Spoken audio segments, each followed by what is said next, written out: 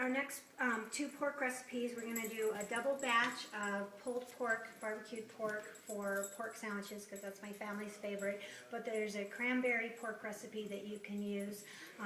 It's very good, but my family loves pulled pork sandwiches. So the recipe we're going to make right now for the pork is the Paradise Pork Pockets. And we've just drained and washed black beans, and we're just going to throw those in there.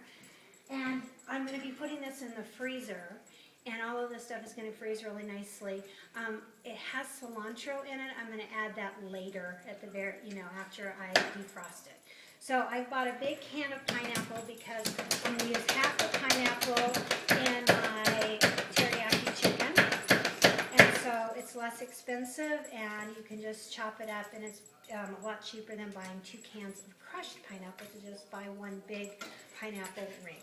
So we're going to throw that pineapple and with the black beans, and we are going to take about a third of our pork that we have purchased and cooked all together with the chicken and the beef roast in our big pan all at one time. You can use the roaster for this too. And the nice thing about using the roaster is you can do 2 chickens, a pork roast and a beef roast all at once. Because I find my family eats a lot of chicken. And you just kind of want to roughly chunk this up. It's going to continue to fall apart. You don't have to do it too small, but it's going to be nice and tender. And then we're going to freeze this and just defrost it, and we can stuff it in the pockets.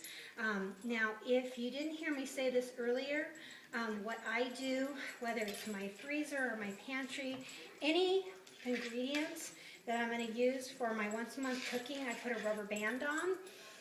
So the pitas would have a rubber band on. They'd go in the freezer. They'd go with this mixture together. And then I would be able to tell that I shouldn't use those pitas because they're part of my once-a-month cooking. So we're just going to add a little more of the pork butt here.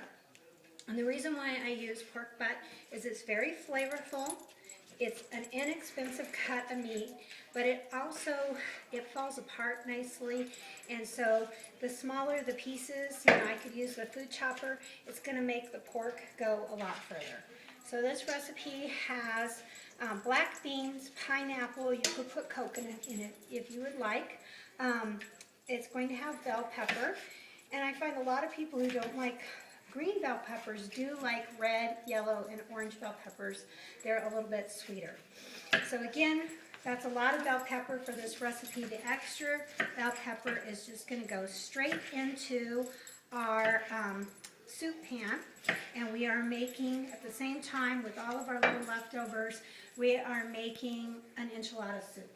And bell peppers go really nice in there. So we're going to cut up some of this. We're going to go ahead and put this back over here out of their way. And we are going to chop up the food chopper. And again, I haven't washed this since the last time we chopped onions and bell peppers with it. Part of the beauty of once-a-month cooking is you're not going to have as many dishes as if you would have cooked 30 times once you do this, because you're getting the system. Sometimes you want to rinse in between, but most of the time it's just kind of go right from one recipe to the next recipe. So we're going to add just a little bit more, and then chunk up the rest of that to put in our soup. Okay, and that is enough of the chopped bell pepper. Now, if you had red or orange or green, you could certainly use that in this recipe. I just happen to find that buying the bell peppers in a package with red and green and yellow is one of the least expensive ways to buy the colored ones. And then I go ahead and buy the green ones for recipes like my Italian beef hoagie, which is part of the power cooking. So we're just going to chop that up there. Again, throw that in with our little extras that we have for our soups. A lot of times when we have leftovers and we stick them in the refrigerator, they get lost and we end up throwing them out. So this is really a great method because it's already put directly in the soup. And when I par cook the casseroles, I'm just going to heat up the soup and in the microwave. Because any raw vegetables have enzymes on them, and if you don't par cook them, pre-cook them just a little bit, what you're going to have is you're going to have tough, chewy vegetables. So just like you blanch vegetables before you freeze them, any raw fruits and vegetables before you put them in the freezer need to be microwaved for a minute or two just to keep them from getting tough. And that breaks down the enzymes that they have in them and prevents them from being tough and chewy. Sometimes you're so excited because you put something in the freezer from your garden and it tastes so wonderful, and then you get it out and it's kind of limp and lifeless when you defrosted it, and it's because you didn't blanch it before you put it in. So it's an important little step. Okay, so we're just about to put a tablespoon of the Jamaican Jerk Pampered Chef seasoning in here along with our onion, and the extra little onion. We're just going to, again, add that to our little soup stock. Let's go in here.